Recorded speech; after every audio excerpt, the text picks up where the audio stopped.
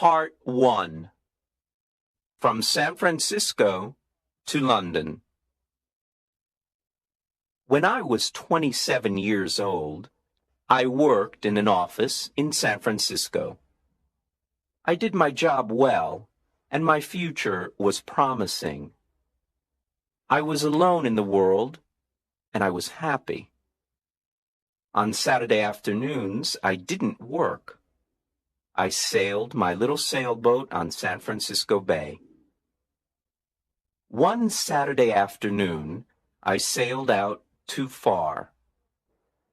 The strong afternoon wind pushed my sailboat out of the bay and into the Pacific Ocean. That night, when I had lost all hope, a small British brig saw me and took me on board. The brig was sailing to London. The voyage was long and stormy. I worked as a sailor to pay for my trip.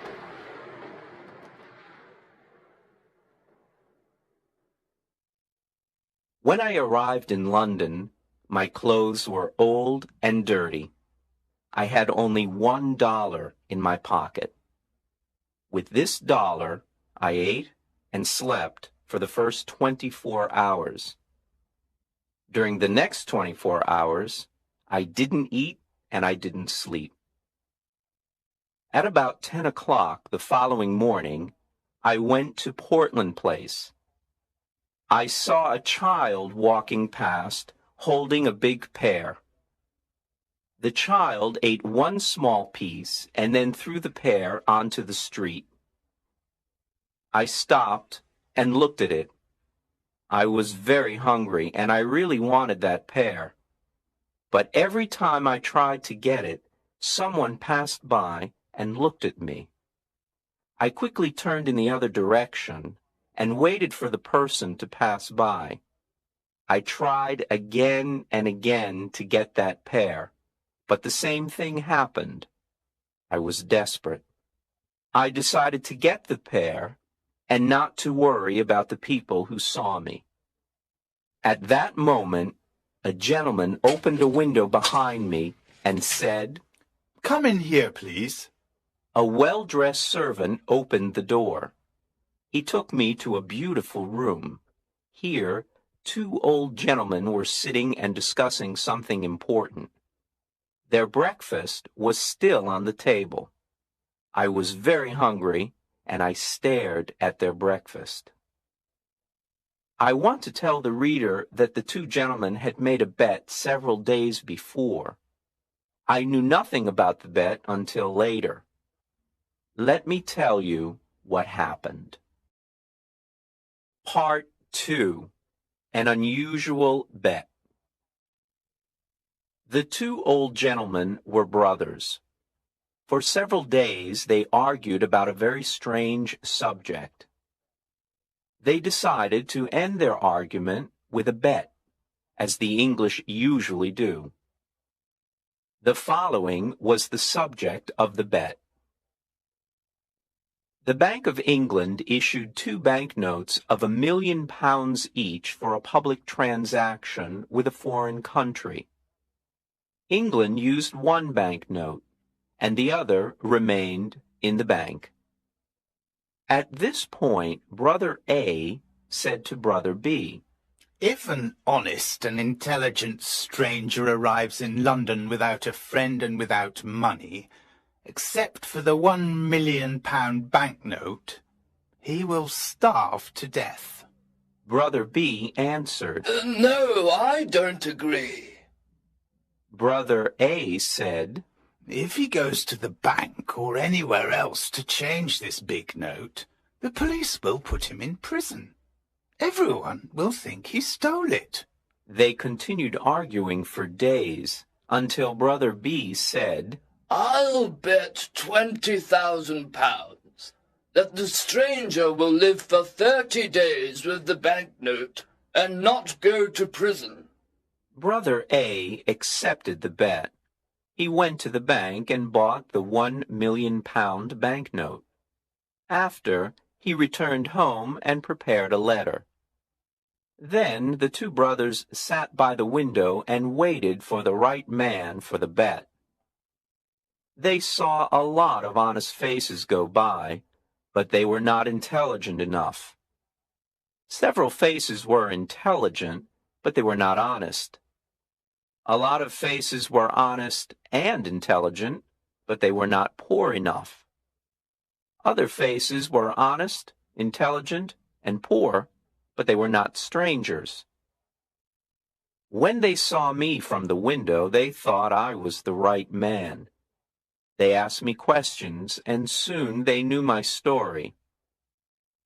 Finally, they told me I was the right man for the bet. I asked them to explain the bet. One of the gentlemen gave me an envelope. I wanted to open it, but he said, "No, don't open it now. Wait until you are in your hotel room. Then read it very carefully." I was confused, and I wanted to discuss the subject with them, but they didn't. I felt hurt because I was the subject of a joke. When I left their house, I looked for the pair on the street. It was gone. I was quite angry with those two gentlemen. Far from their house, I opened the envelope. I saw that there was money inside. I didn't stop to read their letter. I ran to the nearest eating place. I ate and ate and ate. At last, I took out the envelope with the money to pay for my meal. I looked at the banknote and almost fainted. It was a banknote worth $5 million. I was speechless. I stared at the banknote. The two gentlemen had made a big mistake. They probably wanted to give me a 1-pound banknote. I saw the owner of the eating place staring at the banknote too. We were both surprised. I did not know what to do or say, so I simply gave him the note and said, "Give me the change, please." The owner apologized 1,000 times. "I'm very sorry, but I can't change this banknote, sir." "I don't have any other money. Please, change this note," the owner then said. "You can pay for this food whenever you want, sir. I understand that you are a very rich gentleman. You like playing jokes on people by dressing like a poor man. You can come here and eat all you want, whenever you want. You can pay me when you want." Part 3. The Letter. When I left the eating place, I hurried to the house of the two gentlemen. I wanted to correct the mistake they had made. I was very nervous. When I arrived, the same servant opened the door. I asked for the two gentlemen. "They are gone," the servant said. "Gone? Gone where?" "Oh, on a journey." "But where did they go?" "To the continent, I think." "The continent?" "Yes, sir." "When will they return?" "In a month." "A month? Oh, this is awful. How can I talk to them? It's extremely important." "I can't help you. I don't know where they are, sir." "Then I must see a member of the family." "All the family are away. They're in Egypt and India, I think." Before leaving, the two gentlemen made an enormous mistake. They will certainly return home tonight. Tell them that I came here to correct the mistake. I'll return tomorrow."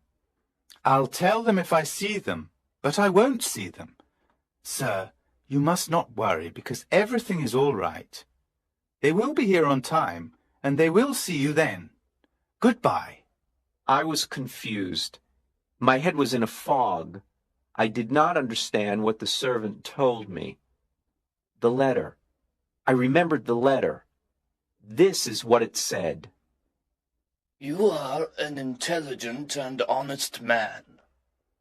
You are also poor and a stranger.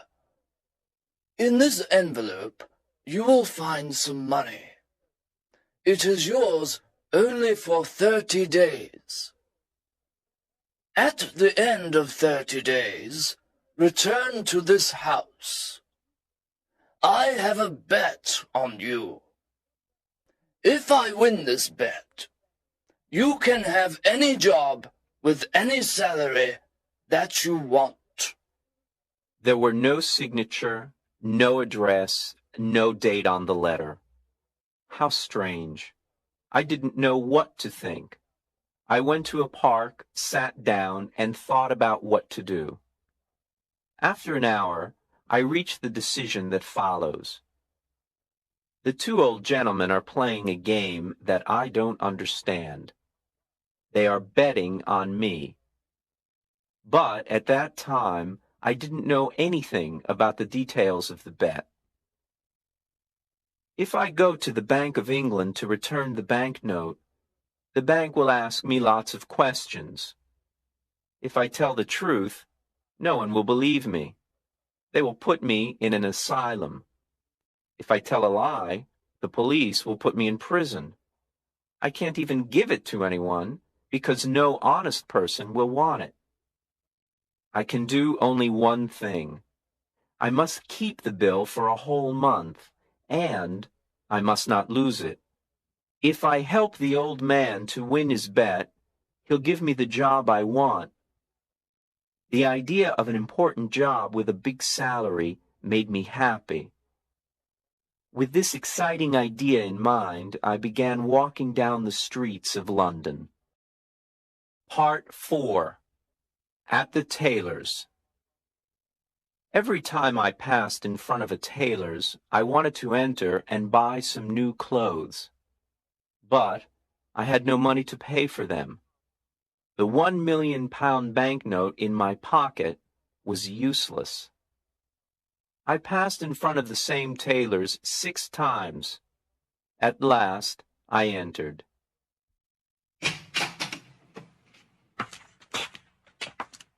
I quietly asked if they had an old, unattractive suit that no one wanted to buy. The man I spoke to nodded his head, but he didn't speak. Then another man looked at me and nodded his head. I went to him, and he said, "One moment, please." After some time, he took me to a back room. He looked at several ugly suits that no one wanted. He chose the worst for me. I really wanted a suit, so I said nothing.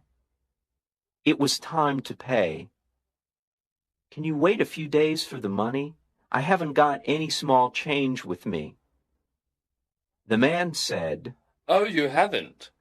Well, I thought gentlemen like you carried large change." My friend, I replied, you can't judge a stranger by the clothes he wears. I can pay for this suit, but can you change a large banknote? "Oh, of course we can change a large banknote," he said coldly. I gave him the banknote. He received it with a smile, a big smile that covered his face. When he read the banknote, his smile disappeared. The owner of the shop came over and asked me, What's the trouble? There isn't any trouble. I'm waiting for my change. Come, give him his change, Todd, quickly. Todd answered. "It's easy to say, but look at the banknote."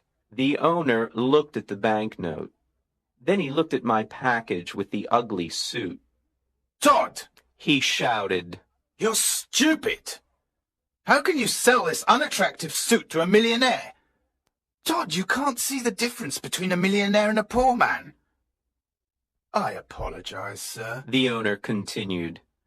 Please take off those things you are wearing and throw them in the fire.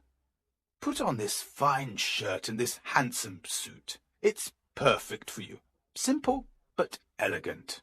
I told him I was very happy with the new suit. Oh, wait until you see what we can make for you in your size. Todd, bring a pen and a book. Let me measure your leg, your arm. I didn't have a moment to speak. The owner measured me. Then he ordered his tailors to make me morning suits, evening suits, shirts, coats, and other things. But, my dear sir, I said, I can order all these things only if you change my banknote, or if you can wait a while before I pay you. Wait a while? I'll wait forever. That's the word. Todd, send these things to the gentleman's address.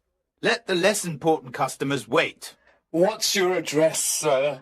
I'm changing my home. I'll come back and give you my new address, I replied. Quite right, sir. Quite right. Let me show you to the door, sir.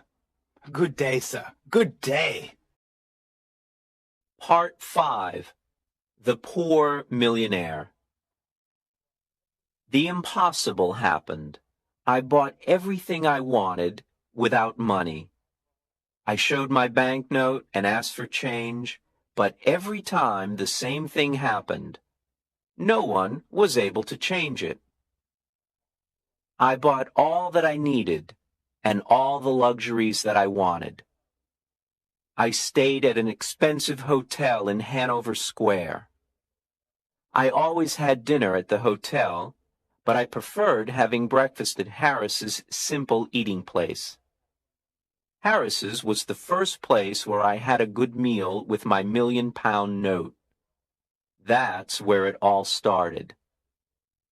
The news about me and my banknote was all over London.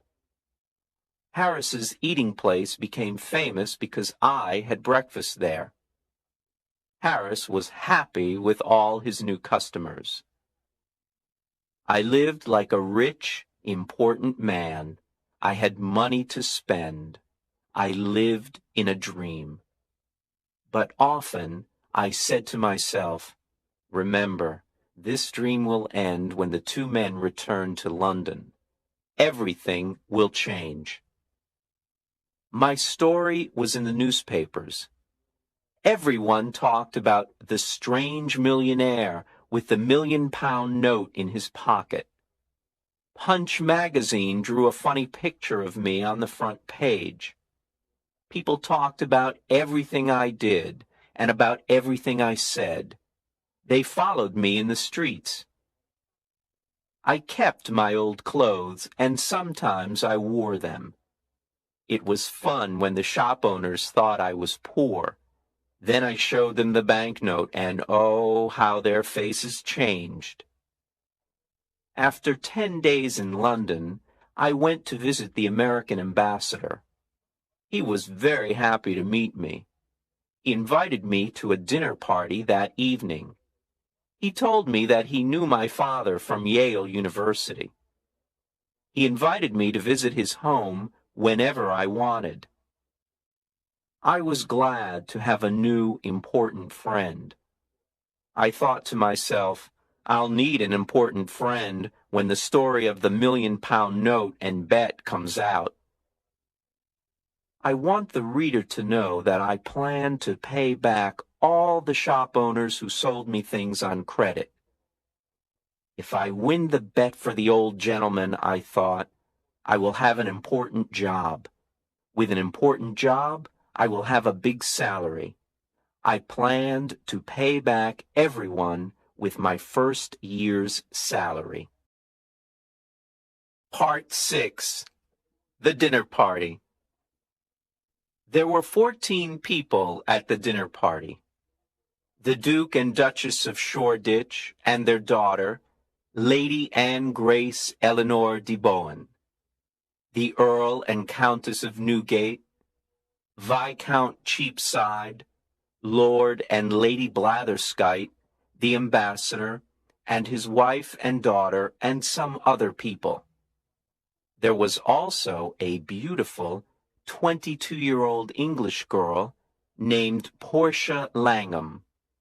I fell in love with her in 2 minutes, and she with me. After a while, the house servant presented another guest, Mr. Lloyd Hastings. When Mr. Hastings saw me, he said, I think I know you. Yes, you probably do. Are you the... Yes, I'm the strange millionaire with the £1,000,000 note in his pocket. Well, this is a surprise. I never thought you were the same Henry Adams from San Francisco. 6 months ago, you were working in the offices of Blake Hopkins in San Francisco. I remember clearly. You had a very small salary, and at night you helped me arrange the papers for the Gould and Curry Mining Company. Now you're a millionaire, a celebrity here in London.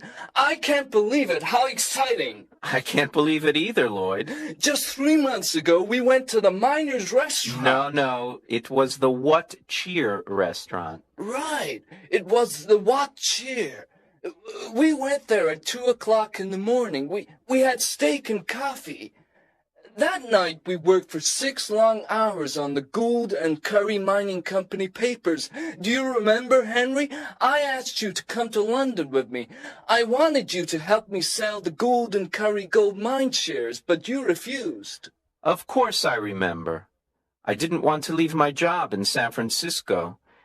And I still think it's difficult to sell shares of a California gold mine here in London. You were right, Henry. You were so right. It is impossible to sell these shares here in London. My plan failed and I spent all my money.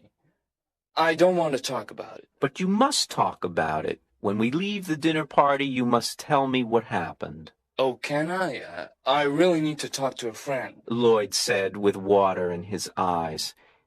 Yes, I want to hear the whole story, every word of it.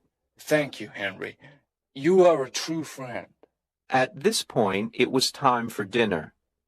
Thanks to the English system of precedence, there was no dinner. The Duke of Shoreditch wanted to sit at the head of the table. The American ambassador also wanted to sit at the head of the table. It was impossible for them to decide, so we had no dinner. The English know about the system of precedence.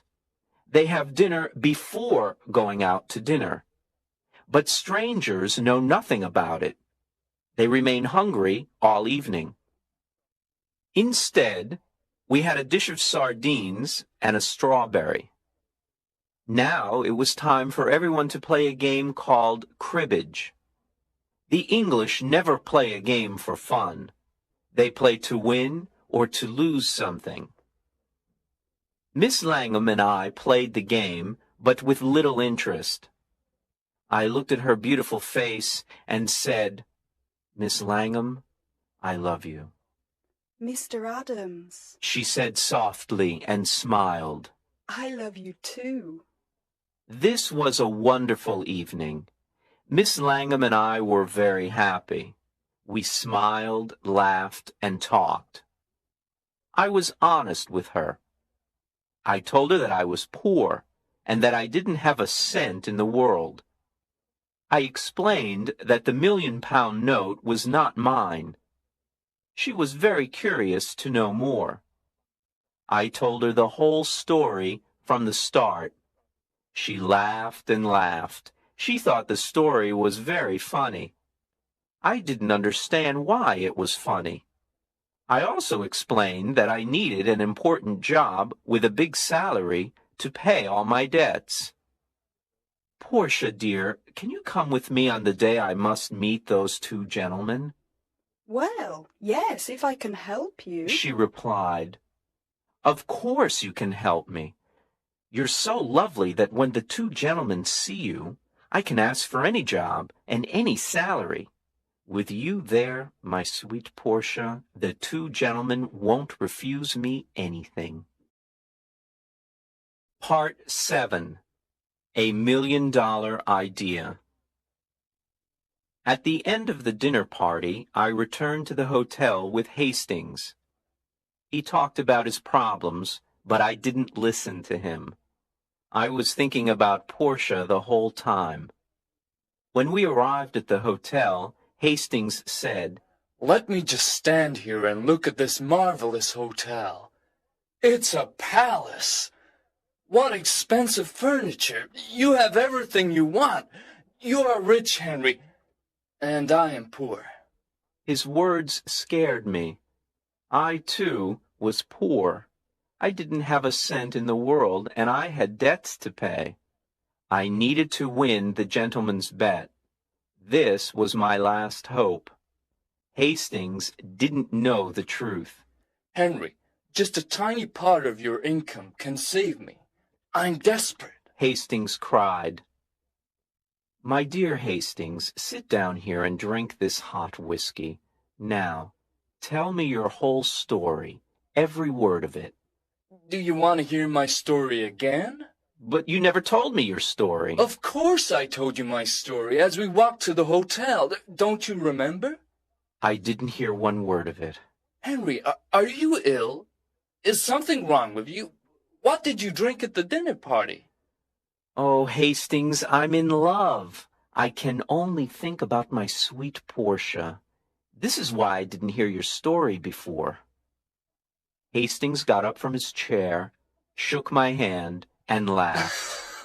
I'm very happy for you, Henry. Very happy, He said, smiling. I'll tell you the whole story again. So he sat down and patiently started to tell me his story. To make a long story short, the owners of the Gould and Curry gold mine sent Henry to England to sell the shares of the mine for $1 million. Any money he received over $1 million was his to keep. Hastings' dream was to sell the shares for more than $1 million and become rich. He had only 1 month to sell the shares.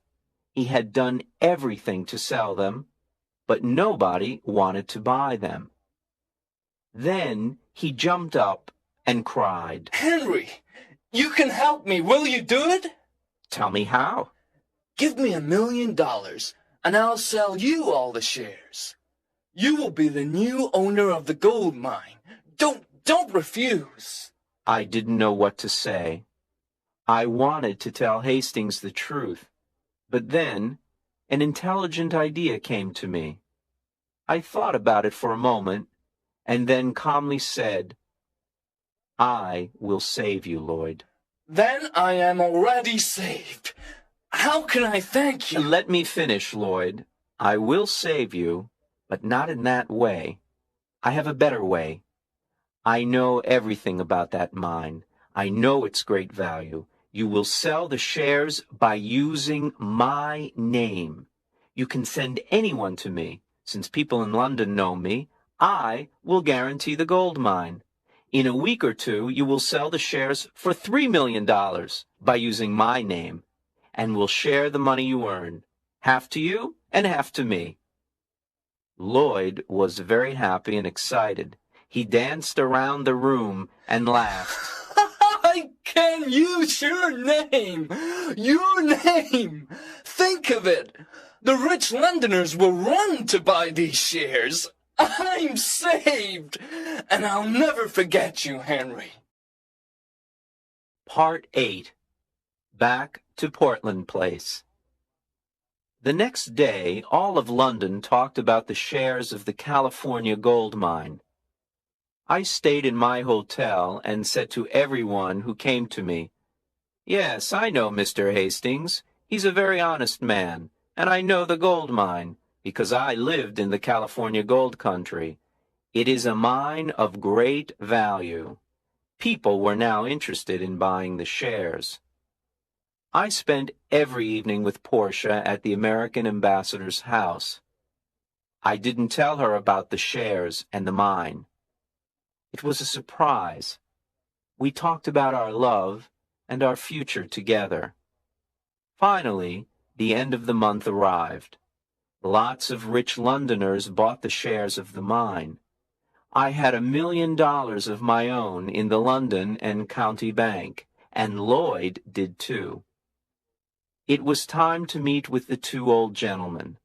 I dressed in my best clothes, and I went to get Portia. Before going to Portland Place, Portia and I talked about the job and the salary. Portia, you are so beautiful. When the two gentlemen meet you, they'll give me any job and any salary I ask for. Henry, please remember that if we ask for too much, we will get nothing. Then what will happen to us? Don't be afraid, Portia. When we arrived, the same servant opened the door. there were the two old gentlemen having tea. They were surprised to see Portia. I introduced her to them. Then I said, "Gentlemen, I am ready to report to you," "We are pleased to hear this," said one gentleman. Now we can decide the bet that my brother Abel and I made. If you won for me, you can have any job in my power. Do you have the £1,000,000 note?" "Here it is, sir," and I gave it to him. "I won!" He shouted. "Now what do you say, Abel?" I say he survived, and I lost £20,000. I can't believe it. "I have more to tell you," I said. "But it's a long story. I'll tell you another time. For now, look at this." What? A certificate of deposit for £200,000? Is it yours? "It's mine. I earned it by using the banknote you lent me for a month." "This is astonishing. I can't believe it." Portia looked at me with surprise and said, Henry, is that really your money? You didn't tell me the truth. "No, I didn't, but I know you'll forgive me." Don't be so sure. You told me a lie, Henry. "Dearest Portia, it was only for fun. Come, let's go now," But wait, my gentleman said. I want to give you the job and the salary you choose. Thank you with all my heart, but I don't want the job." Henry, you didn't thank the good gentleman in the right way. Can I do it for you? Portia said. "Of course you can, my dear." Portia walked to my gentleman, sat on his lap, and kissed him on the mouth. Then the two old gentlemen shouted and laughed. I was amazed. What was happening? Papa, said Portia. Henry doesn't want your job. I feel very hurt. Darling, is that your father? I asked. Yes, he's my stepfather, a dear man. Now do you understand why I laughed when you told me your story? My dearest sir, I said, I want to take back what I said. There is a job that I want. Tell me. I want the job of son-in-law. Well. But you were never a son-in-law before. Do you know how to do this job? Try me, please. Try me for 30 or 40 years, and if... All right. Take care. Were Portia and I happy? There aren't enough words in the dictionary to describe our happiness. When the Londoners heard the whole story of my adventures with the banknote, they talked of nothing else. Portia's father took the banknote back to the Bank of England and cashed it. Then he gave us the cancelled banknote as a wedding present. We put it in a picture frame and hung it on the wall in our new home. And so, I always say, yes, it's £1 million banknote, but it only bought one thing in its life, the most valuable thing in the world, Portia.